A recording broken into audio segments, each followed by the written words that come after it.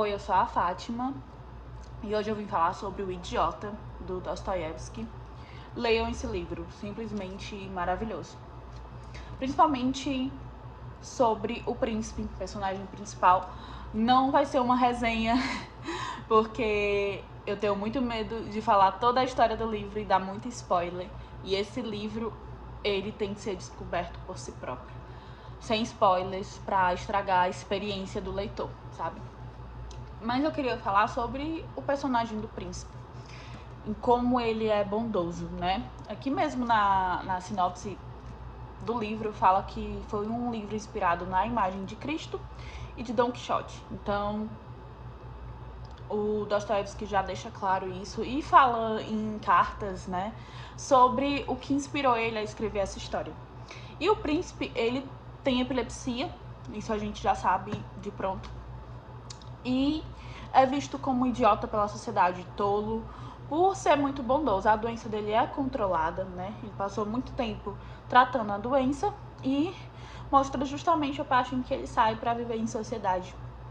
E ele é muito bondoso com as pessoas, atencioso, gentil, conversa muito inteligente, conversa sobre política, economia, religião. Maravilhoso. Só que as pessoas veem a bondade dele como um problema, né? Como um defeito. Porque acabam se aproveitando. Tem um momento ali que ele ascende socialmente através de uma herança. Ele era muito pobre. E as pessoas acabam pedindo dinheiro. Ele é muito bondoso com as pessoas. Ele perdoa muito facilmente os pecados que as pessoas cometem contra ele, né? As traições que as pessoas cometem contra ele. Ele ajuda as pessoas. E isso é visto de uma forma ruim, né? Apesar de todo mundo admirar ele e ele ser amigo de todo mundo, isso é visto como algo, ele nunca vai crescer na vida. Ele nunca vai ter muito dinheiro por sempre ajudar as pessoas.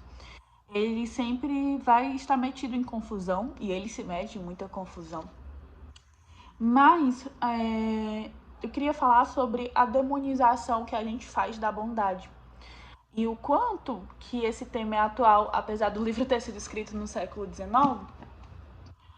É claro que a bondade ela tem que ter a sua medida, porque senão as pessoas se aproveitam. Então você tem que ser astuto, não pode ser ingênuo. Mas a bondade não é algo ruim. Você ter compaixão pelo próximo ou um amor desinteressado não é algo ruim. Na verdade, é algo muito raro. E creio que é por isso que Dostoiévski compara este personagem a Jesus Cristo, porque tinha um amor incondicional para com as pessoas, um amor desinteressado. E eu não acho isso ruim. Na verdade, é muito bom. Faz bem para ele vê beleza nas coisas, ele é feliz no simples. Feliz simplesmente por estar conversando com uma pessoa e ouvindo seus problemas, ou ouvindo alguém falar sobre política, religião. Tem um momento muito bom que é o aniversário dele.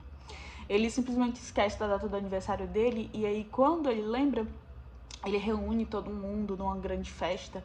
E nessa festa acontecem muitas coisas. Mas mesmo sendo no aniversário dele, ele não se deixa ser o centro das atenções. E eu acho que isso é uma característica muito boa, porque assim como em muitos livros do Dostoiévski e muitos livros do Tolstói, eles falam, né, que para ser feliz você tem que servir ao outro. Tem uma frase muito boa nesse livro também sobre serviço ao outro, que só assim você consegue ser feliz. E ele serve ao outro, sendo gentil, sendo cuidadoso. Ele abstém dos desejos dele para ajudar o outro. E eu não vejo como isso pode ser ruim, mas hoje em dia a sociedade demoniza muito. Se você não é egoísta, se você ajuda os outros, pessoas sempre vai chamar você de tolo, né? Ou como aqui no Ceará a gente fala, besta, porque simplesmente não está priorizando a si mesmo. É claro que a gente tem que pensar em si mesmo, tem que cuidar de si mesmo, isso é muito importante. Mas também é tão importante cuidar do outro, tão importante servir ao outro, porque você faz bem para o outro e para si mesmo. E esse livro me trouxe muito essa reflexão, e ele acredita muito que a beleza vai salvar o mundo. E não só a beleza do estético, mas a beleza de dentro para fora. E esse livro tem outras reflexões, principalmente sobre política, sobre economia, sobre a questão econômica, sobre dinheiro, sobre casamento. Mas nesse vídeo eu queria trazer justamente isso, que a gente não pode demonizar a bondade. Em que às vezes os valores estão tão investidos que quando alguém é bom, as pessoas acabam se aproveitando. Deveria ser algo exaltado e não ridicularizado, como o príncipe era ridicularizado aqui, né? Então tem até uma frase que ele fala sobre a felicidade do mundo, que ele não vê como as pessoas podem ser infelizes. Acontece muitas desgraças na vida do príncipe nesse livro. E ele fala: o que é as minhas desgraças e a minha infelicidade diante do tamanho do mundo, das coisas belas do mundo.